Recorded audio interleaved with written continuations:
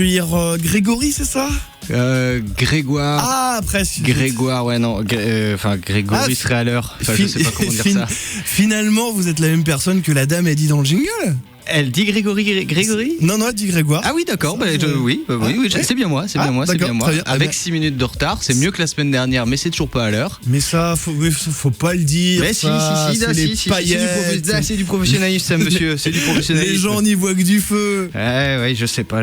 Moi, je suis embêté, mais bon. Bon, à part cette faute professionnelle qui vous verra remettre un blâme plus un passage à la gestionnaire pour le chèque de fin de contrat. Ah, il y a un chèque fin de contrat. Super, d'accord. Comment va-t-il? Eh ben, ça va bien. Et toi?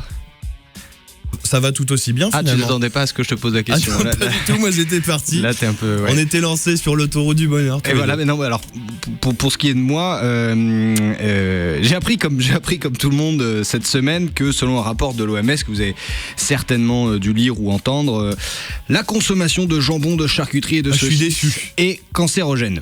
Là, c'est ma vie qui s'effondre, faut le savoir. Oui, ça a mis beaucoup de gens dans l'embarras.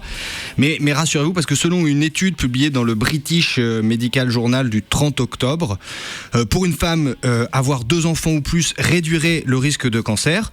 Donc pour elle, bon alors ça compte pas pour vous, mais pour ces femmes-là, on peut mettre double ration de merguez. Par contre, selon une vaste étude réalisée sur plus de 5 millions de Suédois adultes nés entre 1938 et 1991, le risque de cancer augmenterait de 10% chez les hommes et de 18% chez les femmes pour chaque hausse de taille de 10 cm.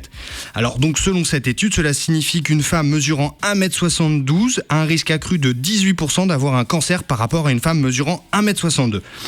Donc pour les femmes sans enfants qui aiment la saucisse, attention, danger. Achtung, dirons-nous. Achtung, danger. Alors, une étude qui a dû s'inspirer du fameux paradoxe de Peto, du nom de ce chercheur qui, dans les années 70, s'étonna de constater que les gros animaux à grande longévité n'avaient pas plus de cancer que les autres et même souvent moins. Par exemple, on apprend que l'homme a 35% de risque de contracter un cancer alors que la baleine blanche n'en a que 18%. Les chanceuses. Étonnant. Et alors, en plus, quand on sait que le taux de mortalité dû au cancer pour les éléphants est de moins de 5%, là, on reste...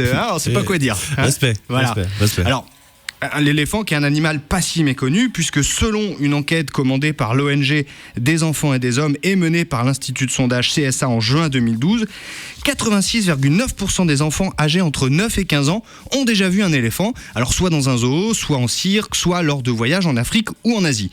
Alors des enfants qui seraient paradoxalement de plus en plus nombreux à être de moins en moins bien selon un rapport de l'UNICEF.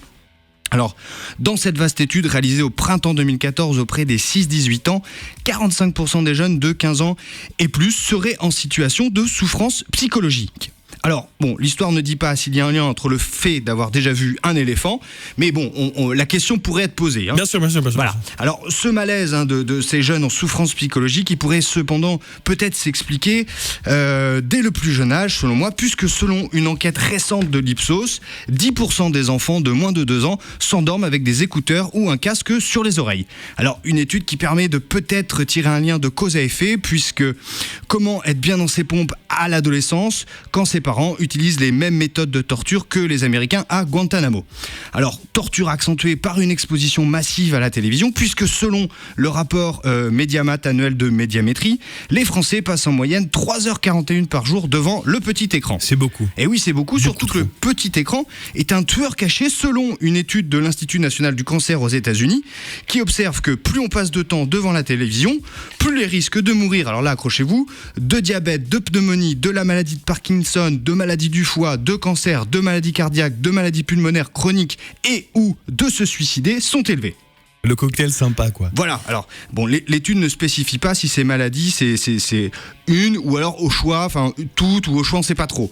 Donc, si je récapitule un petit peu tout ça, selon les différents rapports, si vous êtes une femme qui a moins de 2 enfants et mesure plus d'1m72 et que vous mangez de la viande, vous avez de fortes chances d'avoir déjà vu un éléphant, d'être dépressive à l'adolescence et de mourir d'un cancer ou de toute autre maladie, si en plus vous regardez souvent la télévision. Et donc finalement, en conclusion, parce qu'il faut bien conclure, ce qu'il y a de bien avec tous ces rapports, c'est que plus il y en a, et moins on comprend, et plus on s'en fout. Et puis comme quoi, finalement, faire de la radio, c'est healthy. C'est healthy, ouais, regardez. 2 heures de radio chaque soir, c'est l'équivalent de 18 km de course. Oh, c'est beau ça. Ou presque. Je vérifie. It's me.